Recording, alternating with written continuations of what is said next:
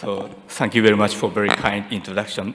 So I'd like to talk about Homo Cyberneticus, the era of human-AI integration. Let me start with this picture.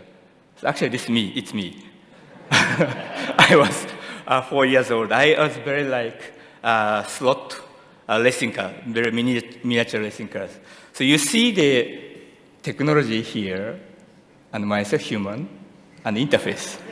So basically, since then, I keep doing the same thing, basically. Okay, using this. At the same time, I also like superhero, like this. So these two, I think, is a very good contrast of the user interface and human augmentation. And actually, the term or concept augmentation is not new. So the very beginning of the user interface, the Douglas Engelbart Laboratory is called Augmented Research Center. And his landmark article is called Augment Human Intellect, a Conceptual Approach in 1962. And also he replied to the interview. So of course, he's very famous for the invention of the mouse. But he said that the mouse was just a tiny piece of a much larger project aimed at augmenting human intellect. And I revisit this article. So this is very, very exciting. And also, he described the human-artifact interaction or relationship like this picture. So the interface is just this part, okay? But much larger part is the integration with human and artifact and also the outer world, real world. So this whole integration is very the important part of the human augmentation or augmented intelligence. And let me just introduce my own word research. So recently, I am very much interested in silent voice. So silent voice is without a vibrating vocal cord. And just making mouse movement, and still the computer can understand what you say. So this will be, I think, the new interface for wearable computing. So in the public, so you cannot say something to Siri. You cannot say, Alexa, play some music in public space, but and then still you can communicate with the computer. And also, it's also important technology for the people with injured vocal cord. Okay, so we use deep learning. And also using the ultrasonic system, so that you can see the inside of the mouse can be captured by the ultrasonic probe, and the deep neural net can generate. Alexa, play so music. this sound is generated by the computer, deep neural network. Alexa, play music. Alexa, what's the weather like? Alexa, play music. So the sound quality is not so Alexa, perfect, play music. but thanks to the Amazon Echo, so we say silent voice, and the computer neural network chain. Alexa, what's playing music? It's 7:52 And p.m. Amazon Echo respond, okay. So I think the future of the wearable computer, like a small pickup here, and this can capture your silent voice, and maybe you connect the conductive bone conduction earphone, so everything inside. So it's a new form factor of wearable computers. And at the same time, I found that this is not just for the neural net, it's only the learning side, but human can also learn. So initially, he's tried to, but he's not so good at that. But then he gradually accustomed to how to use the mouse using silent voice. And so this is similar to when we capture the ability of word. So the upper side, initially we say when I was a baby, like I said, mama, mama, mama. Well, then we compared using the auditory cortex. So we can compare my utterance and my hearing, and then compare it with maybe my father or mother's utterance. Then we gradually capture how to pronounce correctly. And then the neural net comes in. So we can also create different types of ability, like this human organic brain and artificial neural network loops. And then I found very interesting past related work. So this is the Sid Felsberg and Jeffrey Hinton's Chi 95. And probably this is the only paper published by Professor Jeffrey Hinton. Okay. So, Jeffrey Hinton recently got the Turing Award for the invention of the deep learning. So this is also the gesture generation recognition. So this is back in 1995. Hi, Sagi. Hi, Sid. How's it going? It's alright. Not too bad. How are you? Oh, not too bad, not too bad. A little busy these days. So what'd you do last night? Did you go out or what? Yeah. I So I really like this part. So he said ear is a not non-verbal. So if this is just a gesture recognition system, probably you don't try to say ear, but this is your movement and so processed by neural network, and this is also connected to the voice synthesizer. So this whole system is part of you. So it's very natural to say ear or like non-verbal communication. So this is integration of human and neural network. So one types of user interface, technology and user interface. And when the device is much more intelligent, like, so one way of the interactive is artificial intelligence, like human-robot interaction. So AI is autonomous, but other entity, like robot. So you and the robot can communicate. So this is human-robot interaction. But I also think that there are other ways of communication or integration. So you are, and AI is a part of you. Okay, so AI can extend your ability. So this is called human-AI integration. And also, there are a lot of interesting things. So this book is reviewed. Have you read this book? This is very interesting. So this is the people, the author has an artificial implanted in a ear. But he is also a scientist. So he tried to several programs that can download to this inner ear. Okay. So then their auditory thing can change by change a program. So essentially, he has an API or programming himself. And also, more simple way, so you can embed it RFID chip here. So I think this is actually my student. So but recently, near future, the embedding a computer or putting computer that enhance you is quite natural. And recently, you see the Neuralink had a breakthrough of the brain-mass interface. So in the future, I think your ability and also neural net ability can be more tightly integrated. And also, I think it's the networking these human is much more interesting. And one extreme way or the future vision is actually a world with apps. Okay. Okay. So you see, this is the Matrix, very famous scene. So when Trinity asked, can you fly that thing? Can you fly that thing? Not yet.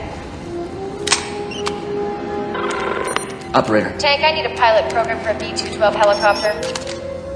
Hurry.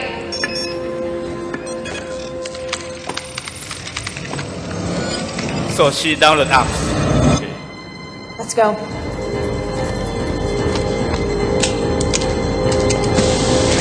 So this is the alternative thinking of applications. So you can download apps, ability apps. And also I revisit the very famous classical paper by J.C.R. Rick Ryder called HumanComputer Symbiosis. So as you know, this is the basic theory of human-computer interaction. So symbiosis is living together in intimate association or even close union of two dissimilar organisms is called symbiosis. So in this paper. But I also found that in this article, Rick Ryder described there are two examples that are not symbiotic. So one is mechanically extended man. Okay. And the next is humanly extended machines. But in the augmented human concept, these two are extremely interesting direction of human research. So maybe mechanical or digitally extended, you can see a lot of prosthetic devices or exoskeleton technologies. And they released me and let me be the computer, basically. So control like that arm. the mechanically extended man world. is very hot topic of human-computer I think we're just interaction. getting started at this point. And also humanly extended machines. So for example, one very interesting research of this is the human brain can enhance the machine learning. But I think also that most of the crowdsourcing or machine learning using big human data is essentially humanly extended computer machines. So both machine mechanically extended man and humanly extended machine is both two very important directions of the human augmentation, human AI integration. So I talked about human AI integration, which is different types of intelligent devices and humans. And we think that SCI and AI can be classified by 4 types. So the one direction, self and other. So the interaction with self, personalized, and the interaction with others. And the other dimension is visible or explicit dimension, also invisible or calm or background. So the personal explicit is like normal intelligent user, so like explainable AI or AI as a tool. And the invisible or implicit and the environment interaction is essentially ubiquitous computing with AI, so smart environment or smart city. And the visible and other interaction is human-robot interaction. And finally, self and invisible, because the technology is part of you, is human augmentation or human AI integration. So possible research topics of human augmentation and human AI integration will be enabling technologies, applications, and integration design, not interaction design. Integration is how you can integrate technology with you. And also, this is very WIST toolkit, SDKs, APIs, or apps for augmentation. And networking and human augmentation is very interesting. So if you network with the other human with a neural network, so it's a very big application or research topic. And also ethics, social impact is very important. And this is the very famous book by Arthur Charles Clarke, Profiles of the Future. And probably this is famous for Clarke's quote that any sufficiently advanced technology is distinguishable from magic is in this book. But I also like this phrase: the old idea that man invented tools is a misleading half-truth. It would be more accurate to say that tools invented man. Okay, so if you invent technology, that changes human or reinvent humans. So what kind of humans will you invent is a very fundamental research question of human-computer interaction. So I think it's area of Homo sapiens to the Homo Cyberneticus is a very ultimate goal of human-computer interactions. Thank you very much.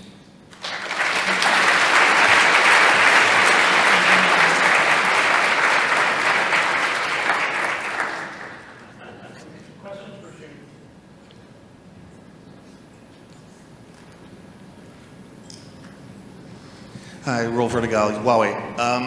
Very interesting talk.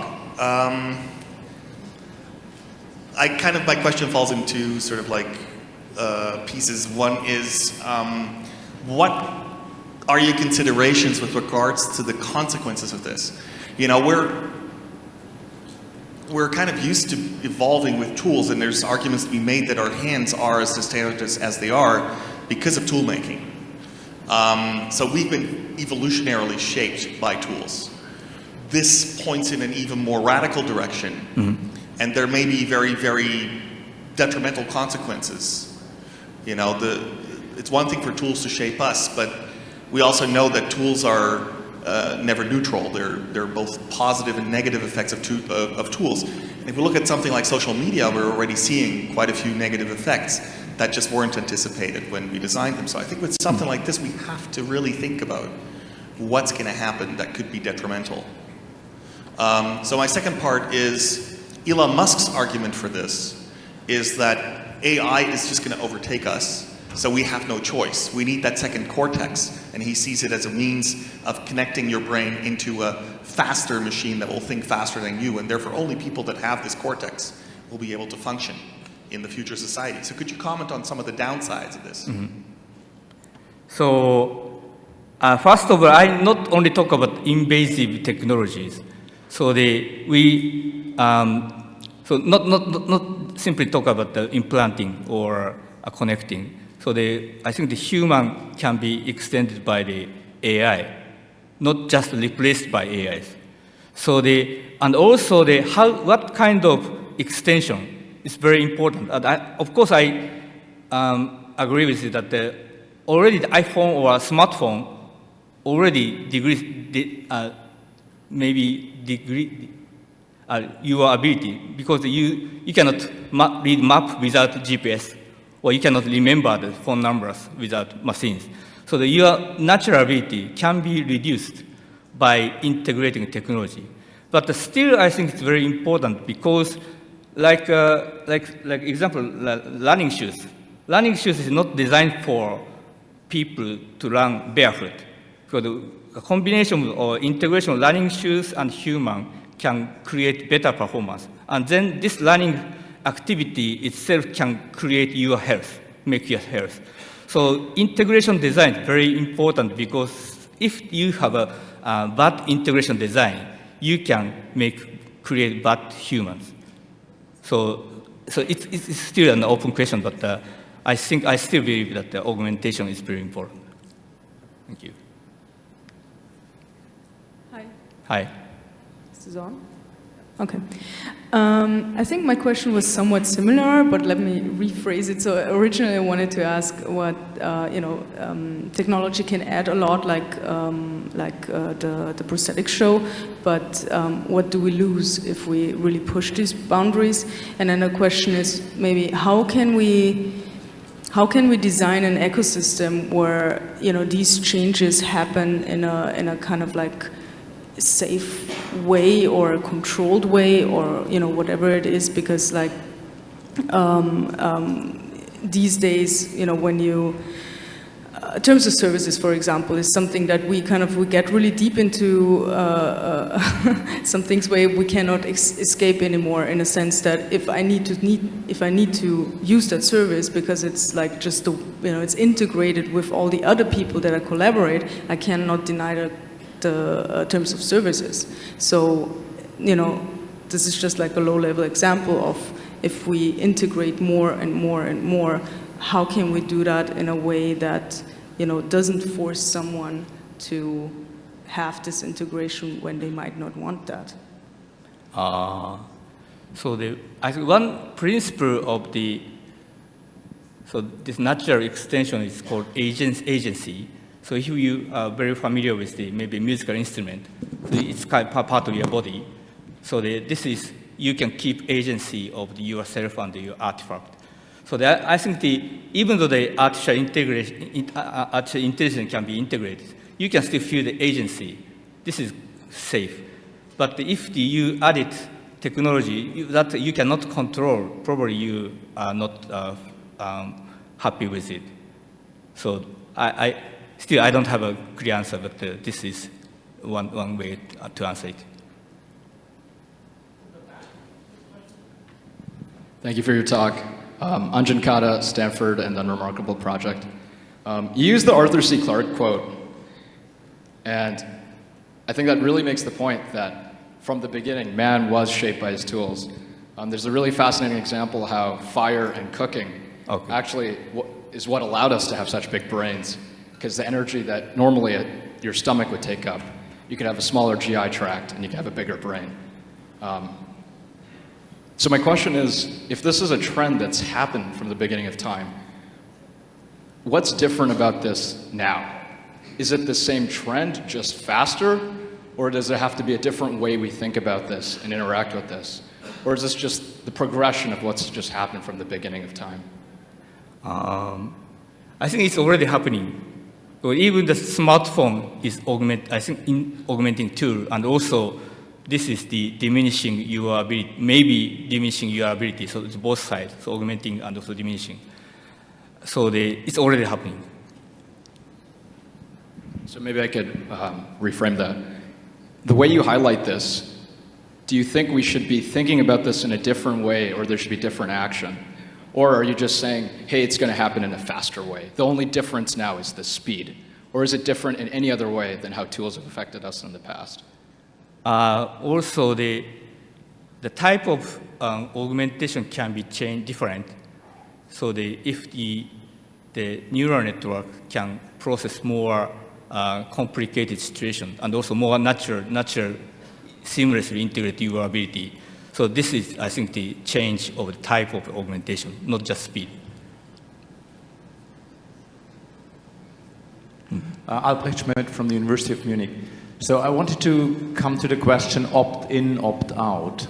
And very often when we see those things, this seems to be something we can do or we can choose to do. But I think given that sort of if the things work, people who have it will have a major advantage over people who don't have it. And I think if you don't see well, you will not go without classes, or you will not let your child to go to school without classes if you know they can have with class. So for me the question is, and I think for the community, is by publishing this stuff, by putting it out open source, a lot of the things, are we sort of even speeding this up because we give control to everybody, and once one person starts, the others could not really just sit back. Everybody else has to push forward. So if you do it, if you have it, I have to do it as well. And there is no option for opting out. Or do you think we can design opting out into this?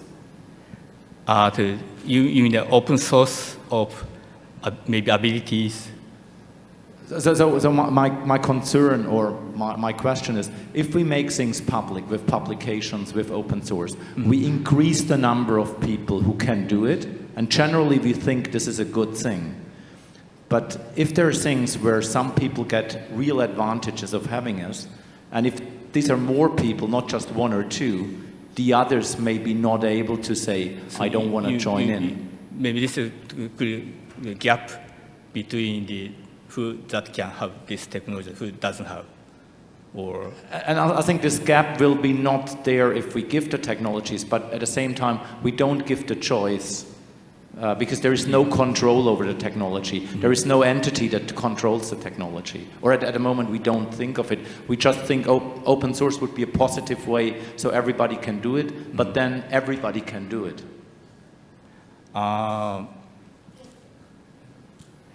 So basically, so if you can get the augmentation, so this I think give you more opportunity, more options that can do many things.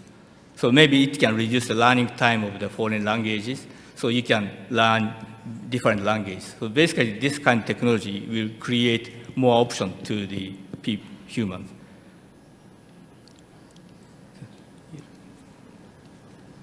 Hey, this is Mingwei Zhang from UW.